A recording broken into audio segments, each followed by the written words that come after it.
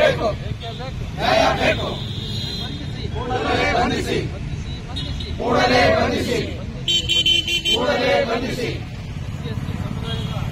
SC ಅಲೆಮಾರಿ ಸಮುದಾಯದ ಅಧ್ಯಕ್ಷರಾದ ಶ್ರೀಮತಿ ಪಲ್ಲವಿ ಅವರ ಮೇಲೆ ದೈಹಿಕವಾಗಿ ಹಲ್ಲೆ ನಡೆಸಿದ ಕಿಡಿಗೇಡಿಗಳನ್ನ ಬಂಧಿಸಿ.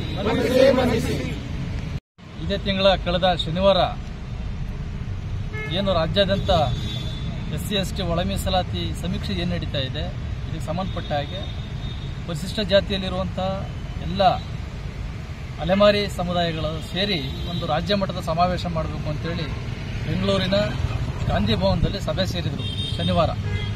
ಈ ಸಭೆಯಲ್ಲಿ ವಿಪರ್ಯಾಸ ಏನಪ್ಪ ಅಂದರೆ, ಮಾಜಿ ಸಚಿವರಾದಂಥ ಆಂಜನೇಯವರ ನೇತೃತ್ವದಲ್ಲಿ ನಡೆದಂಥ ಸಭೆಯಲ್ಲಿ ಸರ್ಕಾರವೇ ಅಧಿಕೃತವಾಗಿ ಆದೇಶ ಹೊರಡಿಸಿರುವಂತಹ ಪರಿಶಿಷ್ಟ ಜಾತಿಯಲ್ಲಿರುವಂಥ 51 ಜಾತಿಗಳು ಏನಿದೆ, ಇದರಲ್ಲಿ ಪರಮ ಮತ್ತು ಕೊರಚೆ ಎರಡನ್ನ ಬಿಟ್ಟು ಇನ್ನು ಉಳಿದಂಥ 49 ಜಾತಿಗಳು ಏನಿದೆ, ಅಲೆಮಾರಿ ಜಾತಿಗಳು, ಇವರು ಮುಖಂಡರುಗಳು ಸೇರ್ಕೊಂಡು ಸಭೆ ಮಾಡ್ತಾ ಇದ್ರು.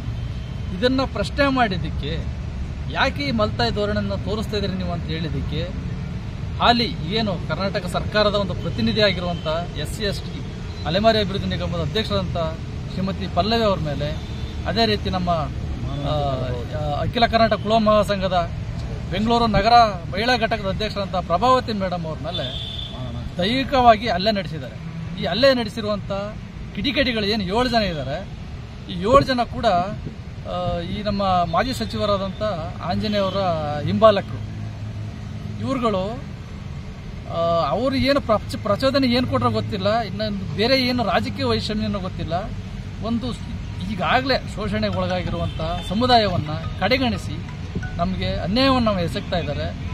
ಇದನ್ನು ಕೂಡಲೇ ನಿಲ್ಲಿಸಬೇಕು. ಹಾಗೆಯೇ ನಾವೇನು ಆಗ್ರಹ ಮಾಡ್ತಿದ್ದೀವಿ ಈ ಪ್ರತಿಭಟನೆ ಮೂಲಕ ಅಂದರೆ, ಏನು ನಮ್ಮ ಮಹಿಳಾ ಮುಖಂಡರಿಗೆ, ನಮ್ಮ ಸಮುದಾಯದ ನಾಯಕರಿಗೆ ಏನು ಹಲ್ಲೆ ಆಗಿದೆ, ಅವ್ರ ಮೇಲೆ ಏನು ಈಗಾಗಲೇ FIR ಆಗಿದೆ, ಪೊಲೀಸ್ನವರು ಸರ್ಕಾರ ಈಗ ಕೂಡಲೇ ಅವರ ಕಿಡಿಗೇಡಿಗಳನ್ನು ಬಂಧಿಸಿ ನಮಗೆ ನ್ಯಾಯವನ್ನು ನೀಡಬೇಕು ಅಂತೇಳಿ ಈ ಮೂಲಕ ನಾವು ಒತ್ತಾಯವನ್ನು ಮಾಡ್ತಾ ಇದ್ದೀವಿ. ಕಾರಣ ಏನಿಲ್ಲ, ನಮ್ಮನ್ನ ಯಾಕೆ ಅಲೆಮಾರಿ ಪಟ್ಟಿಯಿಂದ ಬಿಟ್ಟು ನೀವು ಸಭೆ ಮಾಡ್ತಾ ಇದ್ರಿ?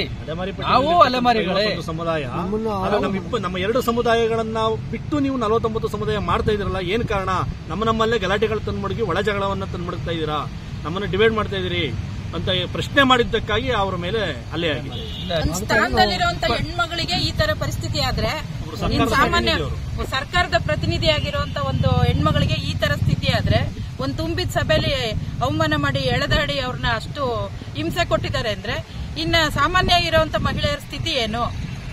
ಒಬ್ಬ ಜವಾಬ್ದಾರಿಯುತ ವ್ಯಕ್ತಿ ಎದುರಿಗೆ ಈ ರೀತಿ ಎಲ್ಲ ನಡೆಯುತ್ತೆ ಅಂತಂದ್ರೆ ಎಲ್ಲಿದೆ ಹೆಣ್ಮಕ್ಳಿಗೆ ನ್ಯಾಯ ರಕ್ಷಣೆ? ಎಲ್ಲಿದೆ?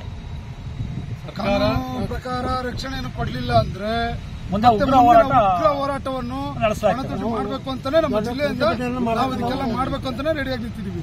ನಮ್ಗೆ ಇಂದಾವತಿ ಅಂತೇಳಿ ಸಹಾಯಕ ಕಾರ್ಯಪಾಲಕ ಇಂಜಿನಿಯರು, ಸಣ್ಣ ಕೈಗಾರಿಕಾ ಅಭಿವೃದ್ಧಿ ನಿಗಮ. Nandini, Bharat news TV, Mysuru.